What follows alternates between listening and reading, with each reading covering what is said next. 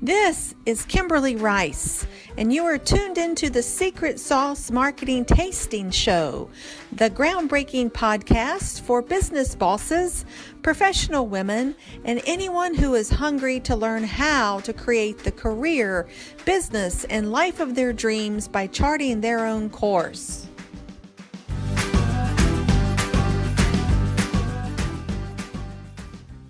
Hello, everybody.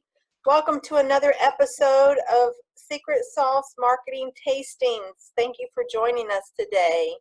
I could not be more excited to welcome my pal and longtime LMA Biz Dev colleague, Mike Orhoro, who has been at the forefront of working with law firms and lawyers to help them generate prosperity in very innovative ways. Mike has been around, as I have for quite a while, as a biz dev strategist. At one time was known as the coach for lawyers, and he is a very proud serial innovator.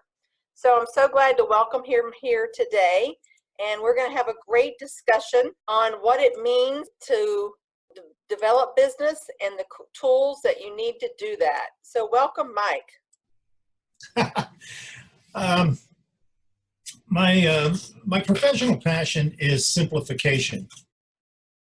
So much of what we experience in so many aspects of our life, both professional and personal, is unnecessarily complicated. And in the sales realm, it's particularly acute. I mean, for decades we had all of these, laborious processes of qualifying and presenting and overcoming objections and all this stuff, right? Right. And it's universally reviled by both buyers and sellers, yet it persists. So I didn't set out to make this my mission, but what I discovered as I got into the business of training and coaching lawyers was that they didn't have the time for all that, and I thought it was silly anyway. So we managed to distill the entire marketing, sales, and client retention spectrum down to 3 key interactions. And I don't think I can make it any simpler than that. Right. I haven't figured out how to make it easy yet, but simple, I think we've cracked the code on. Sure. Well, that's wonderful. We've known each other for many years, and the legal services arena has certainly done a lot of changing over the time that I entered in 1991. But why don't you share with us from your perspective, kind of what the life cycle has been from when you started to where we find ourselves today? Well, it's interesting that you asked me this question. And by the way, it looks like we both showed up at about the same time in 1991. But it's interesting because over the last few days, there was a discussion online about the Legal Marketing Association and the conference and all this stuff like that. And I dredged up this white paper that I wrote when I was chairing the 2002 annual conference. And so this is all in 2001, which was right around 9/11 and all this. And so I looked at it and I determined that I could publish the same paper today with very few changes. Yes. So a number of the people that commented on this online discussion, weighed in similar fashion. So I think the common thread is easier to describe, which is that lawyers really don't want to do this. Right. They just don't. And firms have tried all kinds of things, most of which, because the authorization for whatever program it is and the whole maturity curve that firms have gone through has all been driven by lawyers' lack of desire, right, to do this. Right. and attempt to avoid it. And so it's mostly been investments in a progression of things that avoid having the lawyers have to sell. Right. I would at risk of gross simplification. Yes. And so we had the brochures and all that stuff in the early days, as you recall. And then we had PR, and then we had a little sales training. Obviously, is how I got into it in 91. But every iteration, every evolution has been another attempt to have business come in the door without the lawyers having to sell. Yes. whether it doesn't matter if it's websites or social media, most recently, or AI or whatever. The investments are all, in my view anyway, attempts to generate revenue while avoiding sales. Mm-hmm. Would you agree? Absolutely agree, Mike. I spent about 18 years in-house in various title roles finally was as chief marketing officer. And then now I've been a business owner for going on 11 years. And nothing to me has really changed except nothing from the lawyer's mindset. And there's a couple of things that I take real great exception to as I've gotten and traveled and matured in my own business cycle. As I was just writing about this yesterday about law schools, how I feel like they commit educational malpractice by not at least exposing law students to the business of law topics. When I was in-house, and I always was on the marketing orientation checklist, or I was on the orientation checklist, and I would get these first year students and sometimes laterals under, like, say 8 or 9 years. And we would start talking about marketing and relationship building and organizational involvement. And they looked like deer in headlights. They had no concept. Yeah. And so interestingly, my stepdaughter just graduated Drexel last year. She's working a clerkship this year that'll end in August. And so now she's in her first job, real full-time job search. And, I have been spending quite a bit of time with her on coaching and guiding, but, it's not their fault. It's not their fault that they don't know. But then, like what we always say is that you have to get to a place of knowing what you don't know. Yes. Before you can actually, have any kind of mindset or behavioral change that's sustainable. But then secondly, I think you and I might both agree that what really, really changed, which was out of the hands of control of all of us, well, not all of us, but a very, very few, and that was the Great Recession. Yes. I mean, has there ever been a seismic shift, but like as there was between 2008 and 10? And I look back, I've been in legal services since 91, but I look back in the centuries before, there were law firms and lawyers, and they never had to do any kind of advertising or any of the things that you and I know, business development, marketing, anything, because they were regarded like a doctor as a profession, and that clients would just automatically come to them. And then you fast forward, decades, maybe centuries later, and the market's saturated. There's a shrinking demand for legal services in different areas of practice. They're not taught the business of law, and and then the billables and the hourly rates have gone out of the stratosphere, and all this is just blowing up at the same time. Well, if we look at the history of markets, every market reaches a tipping point where it changes from a seller's market, with the early demand and all that, to a buyer's market. Right. And the problem in the legal world is that during I'll call it 25-year seller's market, that the American lawyer referred to as the golden age of law firms, where they had all kind of pricing power in that. Throughout that, they made a lot of money, and business came in the door, and just by making friends and that sort of thing, because everybody was buying, and if you're their friend, they'll buy some from you.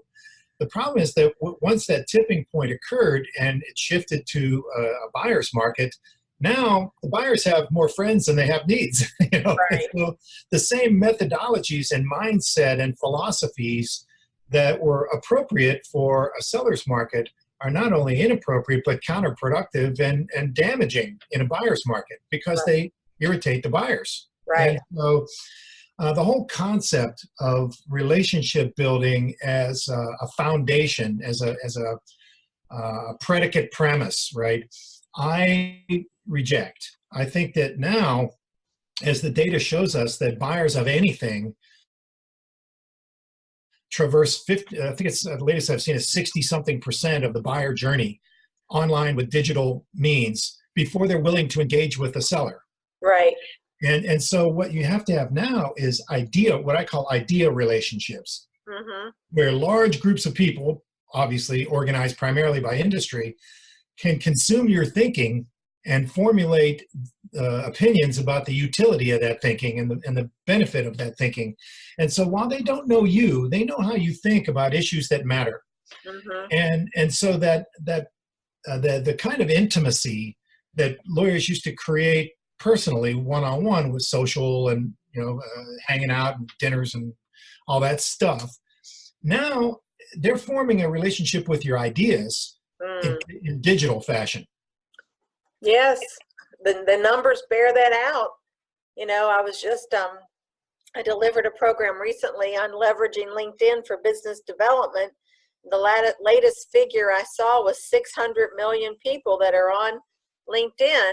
And, just like websites were in the 90s and the early 2000s, if you didn't have a website, you didn't exist. Now, as a professional, if you don't have, in my view, an accurate, updated, professional profile with activity, posts, and discussions, then you're not really in the game anymore.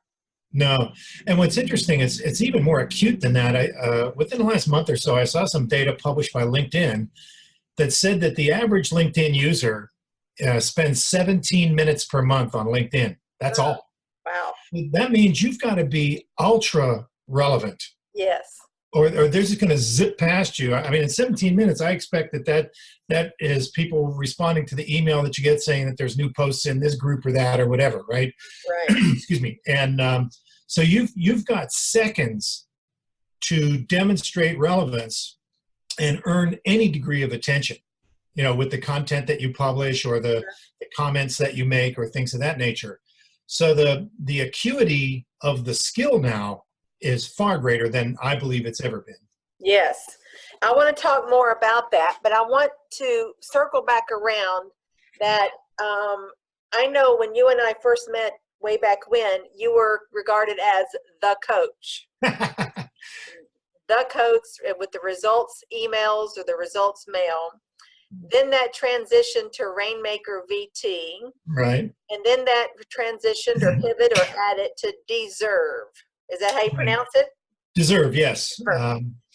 And the progression reflects the embarrassingly slow pace of my recognition, perhaps, but I like to say that I finally cracked the code, but it took me 25 years. So what happens is the training and coaching, when we first all started this in the 90s, law firms were wealthy and they could afford to throw money at things and provide training and coaching of any kind that they wanted. And it really didn't have much economic effect. As I would tell prospective clients at the time, 80% of your lawyers aren't going to do anything with this. They're going to waste it. But the 20% are going to generate so much return that you won't care, at least in economic terms. And that held true throughout. I was never able to figure out how to identify the 20%. And so 9 years ago or whenever it was, we in response to the Great Recession, where all the coaching was done. That game was over at that point. I mean, law firms got rid of every consultant that there was on any topic in 2009, right?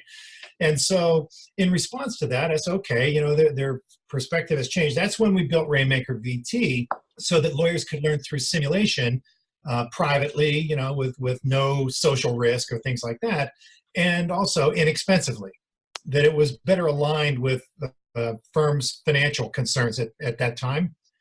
And so what we learned, though, was that the 80% problem didn't go away. I'll give you an example. There's one firm that I have a long and very close relationship with. I've trained all the leaders in it. And I was talking in the early days of building this new technology, I was talking with the head of litigation there, who was on the executive committee.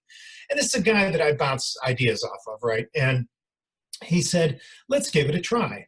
So they had just bought, at that time, this is when the iPad came out, they had just bought iPads for all 100 of their associates. And I said, well, that's very generous. Can they do useful with it? He said, I don't know. So we made the training, the Rainmaker VT suite, available to these 100 associates for a month to see what would happen, right? And at the end of the month, I called the guy and I said, well, I've got your results, and you're either going to be homicidal or suicidal. Oh, He no. said, okay. Yeah, I said, well, 60, that is 60 of the 100, despite the sponsorship of the newly elected managing partner and this executive committee member, never logged in once. Didn't even go in and put their fingerprints on it, and to create some optics, right? And another 20% logged in precisely once, which is pretty much the same thing, right? Wow. And the final 20% had a variety of different behaviors and consumption patterns and all that sort of thing. And he said, well, I guess our money was well spent. I thought he was going to be mad because the money was wasted. He goes, no, it was well spent because we now know what our problem is. Yeah. Our next generation doesn't care about this, and worse, they think it's okay not to care about it. They'd be trying masking techniques, right? Right. They'd be trying to make it look like they're doing something. He said, but they're ignoring it with impunity. And so we started looking at this problem, and I tried all kinds of different schemes throughout these decades to identify the 20%. And I'll have to confess that the answer came to me by circuitous fashion. I can't claim any brilliance here. I was in a software venture about 4 years ago with some people in California, and we created software that eliminated hiring bias. And the way that it worked was, instead of interpreting credentials, went to school here, has this many years of experience, whatever, we created what were called tryouts, which were an opportunity for anybody to demonstrate that they could do the job. And your first exposure was their work product. You had no idea if they're male, female, young, old, fancy school, no school, whatever, right? And it worked exactly as projected. So I thought we can apply this same philosophy to this problem of identifying who's serious and therefore justifies or deserves, there's the brand, greater investment. So deserve is actually the solution to this long-standing problem. It's a curated library of marketing and sales topics, and it enables firms to offer the beginning of business development education to all their lawyers at negligible cost. I mean, we're talking trivial cost here. But the app measures each lawyer's participation level and thereby identifies which lawyers are committed to learning and therefore deserve additional investment in training and coaching. And our model projects that 80% of them will, not do enough to warrant additional investment. Those 20% then will move on to Rainmaker VT, which is where they learn actual skills, because it's simulation that can convey skills, and we can measure that. The people that perform there, all this is measurable, the people that perform in the stage 2 simulations, those are the ones that earn the big coaching investment, because the firm now has behavioral evidence to say there's a greater likelihood that this lawyer will value this training and coaching and continue with it and perform, rather than just opt out after a few weeks and waste it all. So it's a progression of my understanding of how to solve the problem. And I've learned that the learning mission is 3 separate components: education, training, and coaching, right? And that they each have a different purpose and require a different tool. And so for many of those years, and this includes me, firms would misuse the money by hiring people like me to do education and training in addition to coaching. And all of the data that I've found in my research says that technology-based training outperforms instructor-led training along every metric that learning experts recognize, not just cost and convenience and that sort of thing, but all the efficacy metrics as well. So what we're advocating now is that firms embrace a very different philosophy. Instead of, because we know how ineffective attempts at forcing lawyers to comply with anything has been, and all the time we've observed this scene, right? Sure. And so compliance is a failed mission. Instead, why don't we just say, we don't care if you do it or not. We just want to know who does. Right. And they can find out for, like I said, for pennies, and start to say, okay, now we can rationalize these investments and our expectations. Why make life miserable for a bunch of lawyers that just aren't going to do it? Why not put all your investment and your attention on the ones that want to? Yes. And so what is the early data showing you? Well, we're in beta right now. When we first launched, And like all brand new products, we learned a bunch of lessons, and Sure. we learned about our mistakes and the execution flaws and all that. So we backed off and we re-engineered it and that. So we're actually just relaunching right now. Yes, our beta firm is about to get started in a few days, but the early experience validated our market. Before I built Deserve, I interviewed 100 of our peers, that are CMOs, BDOs, and the like, and managing partners and practice group leaders. And I asked them and I had ALA poll their membership also before I spoke at one of their meetings. And we asked 2 questions. What percentage of this training and coaching money that you guys devote to this do you think is wasted by lawyers that just opt out? And the second question is, how do you choose which lawyers you're going to invest in? So the first question was concentrated at 80%. It ran from 20 to 90% with a heavy concentration at 80. And the second question, when we asked them how they chose, there were 4 primary schemes. One was they give it primarily to associates, or they claim to provide it to everybody. I don't know about that one. They offer it to lawyers who have specifically requested it. And then the 4th category is a mashup of perceived potential, sponsorship by a partner, that kind of stuff, right? So then we correlated the perceived waste rate against the selection criteria. And the greatest irony was that at 79%, the lawyers who asked for the training had the highest rate of waste. Rate of waste. Wow. Yeah. Everybody reacted the same way. That is so fascinating. What do you make out of that? Well, you mentioned earlier not knowing what you don't know. Right. There's actually a progression in the realm of competence.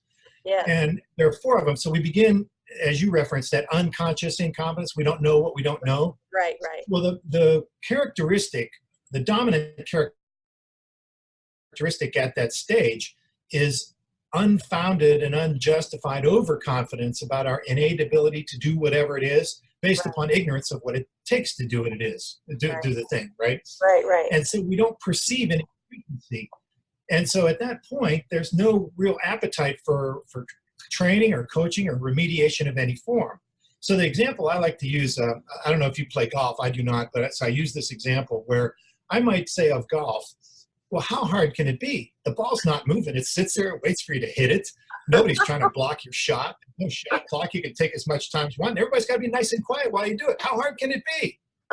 Obviously, right? Yeah, a golfer's all left, of course, justifiably. But if I got out on the course and tried to do it, I would very quickly progress to stage 2, which is conscious incompetence, because I would become acutely aware of my deficiencies, right?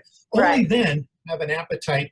I'm not going to go get golf lessons before I have that realization, right?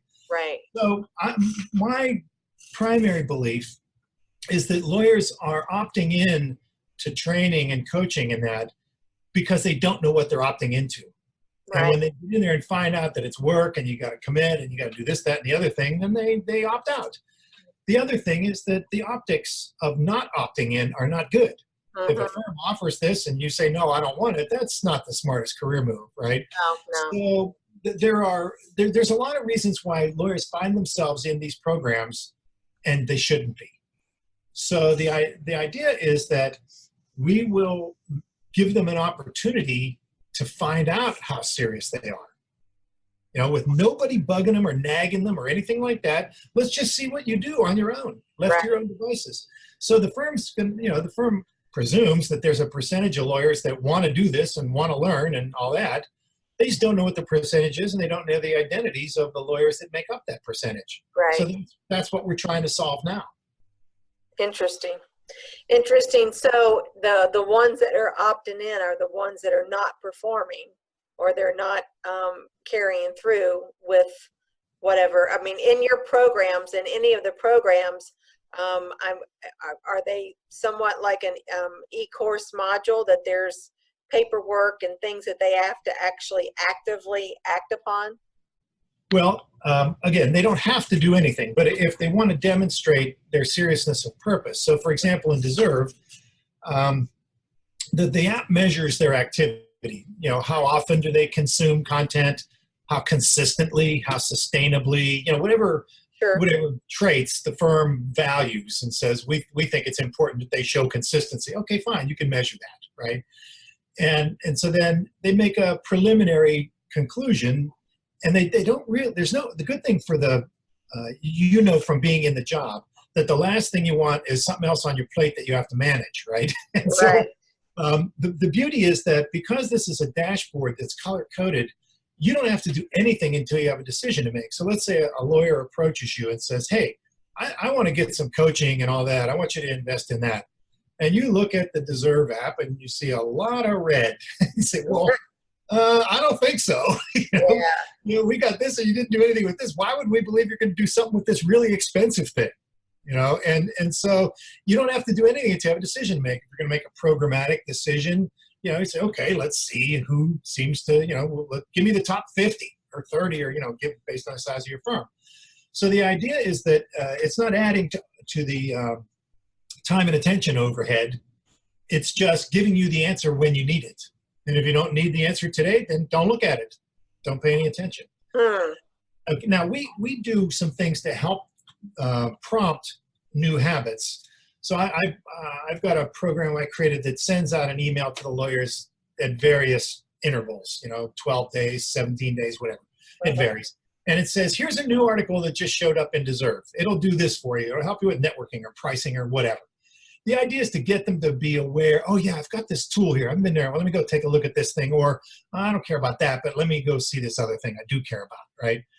And so we try to help, but again, it's not better go do this, better go do this. It's, hey, I thought you might find this article interesting or not. Right. So for the firms, in your preliminary beta and the test marketing and your information gathering, how are firms or leadership feeling about allowing their attorneys, associates, partners, whomever, to have, I guess, I wouldn't want to say lack of accountability because I know there's metrics, but what are their expectations? Well, I guess that's a self-selection in that if they are committed to forcing compliance, then this probably isn't the tool for them. Right. Because that's not what it does. Right. You're still, I think most firms though, at this point, after 25 years of failure, the one thing that data shows me is that you cannot predict who will do this and who won't. Right. You cannot. Okay. Right. So if you persist in that, well, fine. Then it really doesn't matter what tools you use because you're subject to this same cultural barrier, right? Right. So I think that the firms that experiment with this or embrace it are the ones that have said, we give up. We've tried compliance and we've tried everything we can, and let's see what this does for us. Mm-hmm. Well, I think it's like the kids that wear the fourth child that the parents are worn out and they don't pay attention to anymore. Right. Well, we see it in firms all the time, and one of the things that interesting that we've been seeing much more frequently, and that is so many firms, and we're in the Philadelphia region, and most of the ones that we've worked with have been here recently, and that is what we call the founder's trap. Yeah. Is that the firms are really running scared because their founders from 40, 50 years ago are now in their 70s and 80s, and with all due respect, they're dying off, and they don't have the next generation of leaders who are either willing and or capable to step into those new roles of management because, for various reasons. Number one, they don't have a clue because this doesn't come by osmosis. The market, the paradigm has changed in the marketplace after the Great Recession. So what worked back then certainly does not work now. And so they're just running around like Chicken Little. They don't know really what to do. And when we've approached them or when they've actually approached us about training and coaching, and we outline our program, there still doesn't seem to be the level of political will that you think that there would be to actually save the firm. Yeah, you're right.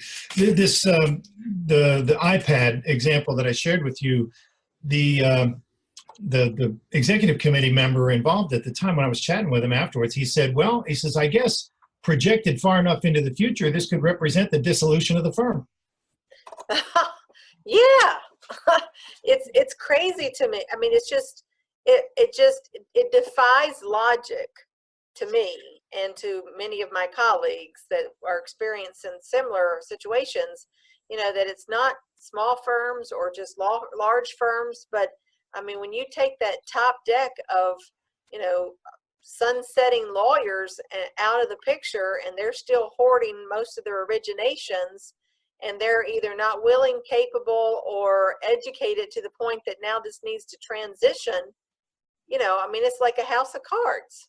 Yeah, yeah. So it's going to be interesting in this next few years, because I did some programs at the ALA conference in Grapevine, Texas, earlier in April. And when I was walking through the exhibition hall, meeting and catching up with colleagues and meeting new colleagues, I was really stunned by the number of marketing tech booths and exhibitors. I mean, certainly, you know, you and I have been to LMA, ALA over many decades, but I would say 3/4 of likely 100 exhibitors were some type of software marketing technology solution. Yeah, and a further granularity, because I measured this a few conferences ago. 90% of them are lead gen. There's almost nothing for lead conversion.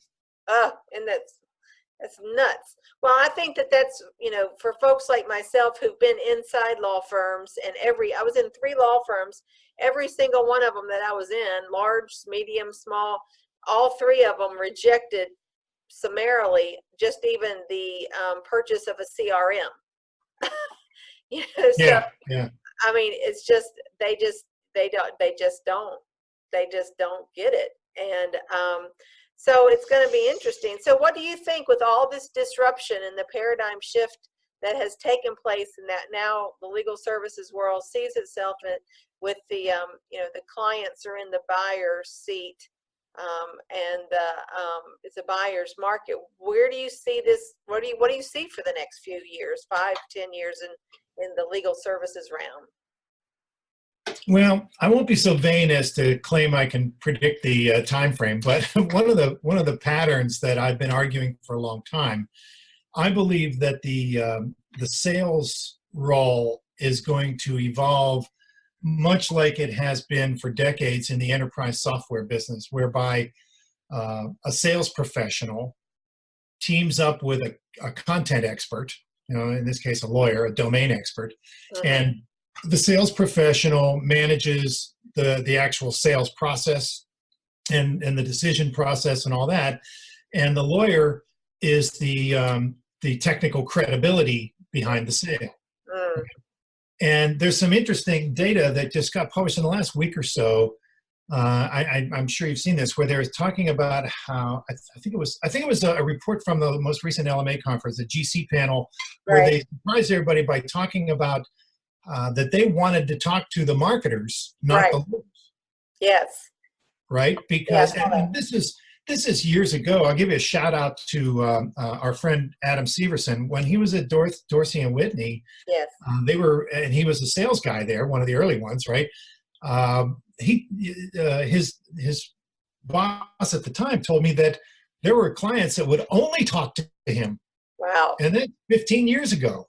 Goodness. You know, because they saw that the meeting was much more productive because he's focused on their needs and the business realities and all the stuff that makes you relevant, you know, and from which the demand derives. So I think that where it's going to go is that they're going to realize, hopefully through, you know, in part at least my intercession here, but they're going to, by whatever means, they're going to discover that 80% is just not going to do this. Yeah. And so they're going to look at the 20% or maybe the 10%, you know, it's actually 10. Our model says that 80%, 50% won't even log in the first time. 80% won't satisfy the performance criteria at stage 1. The 20% that advances to stage 2A, because there's 2 parts to that, 2 successive 3-month programs, half of the 2A won't make it to 2B. Wow. And so 10% of those 10% of the firm's lawyer population will earn consistent coaching and serious investment and that sort of thing. Hmm. So I think that when the firms begin to realize that their actual sales force is very small, I think that their appetite for teaming up with sales professionals is going to start to ramp up. Hmm. Well, what do you think it's going to take to get them to that point? I mean, hopefully hundreds and hundreds and thousands of Deserve users. I don't know. I think that, kidding aside, I think it's inevitable because the model that they're using right now is just flat out not sustainable. right. The response they're trying right now and have been trying for a few years, excuse me, is to buy laterals, right? But the cost of those laterals is going up far more rapidly than their productivity is. Right. And they're getting stuck with guarantees and stuff like that of paying somebody $2 million a year, and then they don't bring the business they promised and all that, right? Right. So that model's already failing. Yes.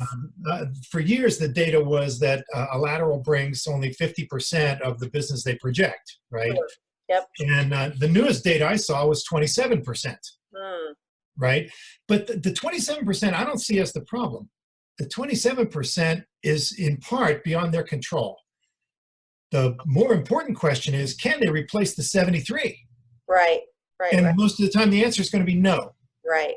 And so I think all of with firms embracing greater use of analytic data and the whole big data movement and that sort of thing, firms are getting better informed about this stuff too.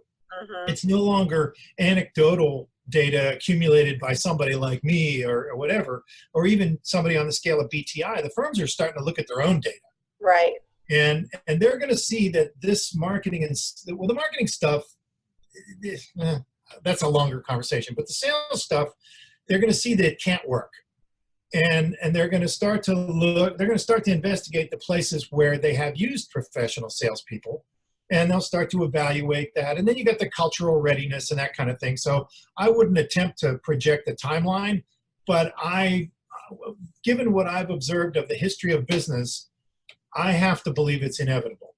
Yeah. Well, given all the dynamics that I described earlier, as far as the legal demand shrinking in many sectors, the oversaturation of the supply of lawyers, the clients being much more discerning of what they will and will not, and who not will not pay for. I mean, those three factors alone, and then you've got the founder's trap of so many firms that began in the 50s, 60s, even 70s. That these folks are, sunsetting in their careers. I mean, some of the firms we've worked with, you would think that they think that they're immortal for their lack of, even willingness to listen and understand, what's going on in their own marketplace. Yeah. But can't argue that one. So let me ask you a couple of questions. I want to be respectful of your time. But so what if, this is switching gears a little bit, but if you could give your younger self, one piece of professional advice, what would it be? Wow.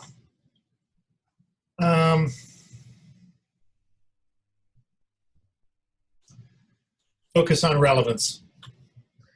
Tell me more about that.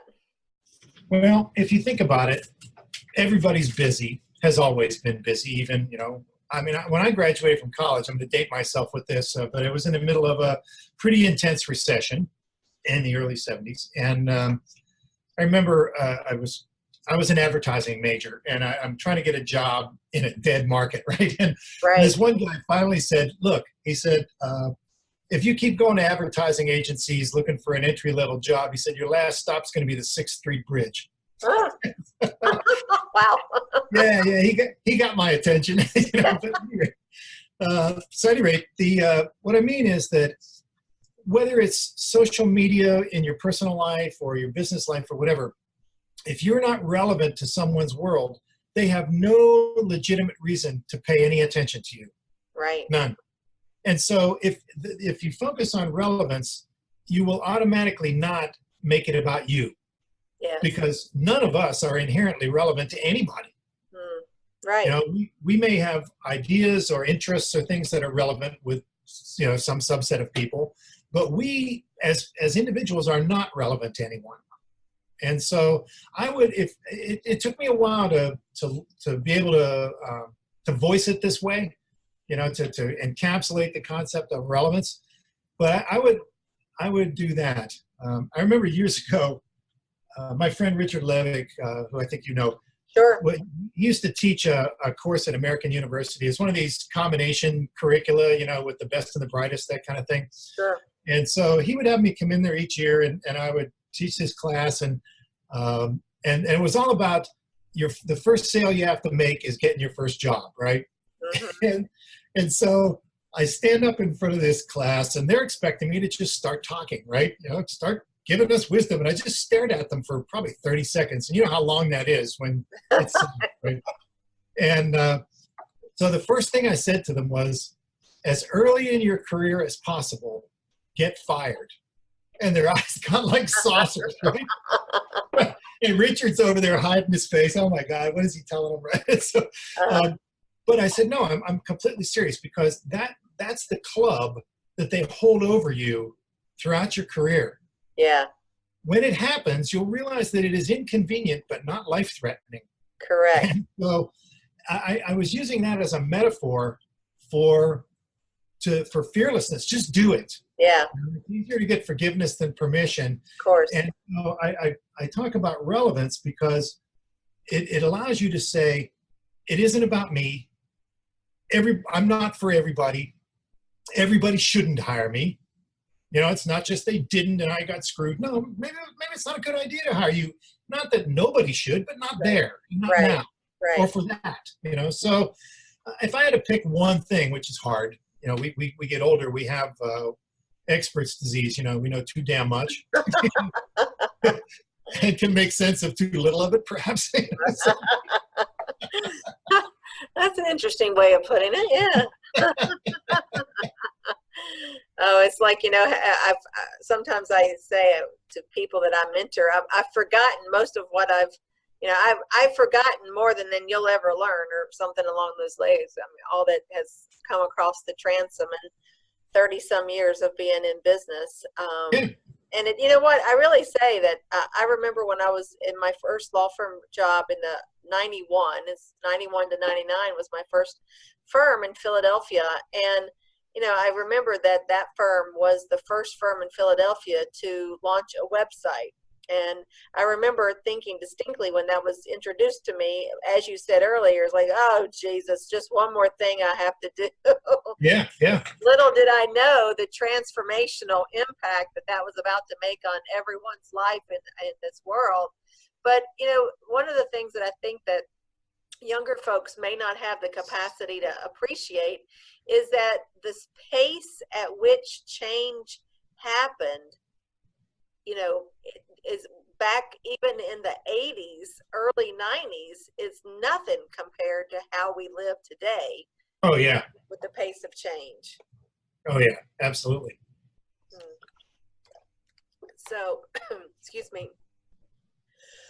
So I want to conclude with the Secret Sauce, KLA Marketing Secret Sauce podcast today, and thanking Mike O'Haro from longtime pal in the legal marketing world. And what you describe yourself as a serial entrepreneur. Is that correct? That's correct. Correct.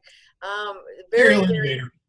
An innovator, of course. He's one of the smartest, I have to say. I've always, you know, when we had opportunities to work together and my firm wouldn't pull, whatever firm I was with wouldn't pull the trigger, they didn't understand the value, which is always a huge lift for us who are in the position of, you know, trying to support and lift our clients, whether they're lawyers or whomever else.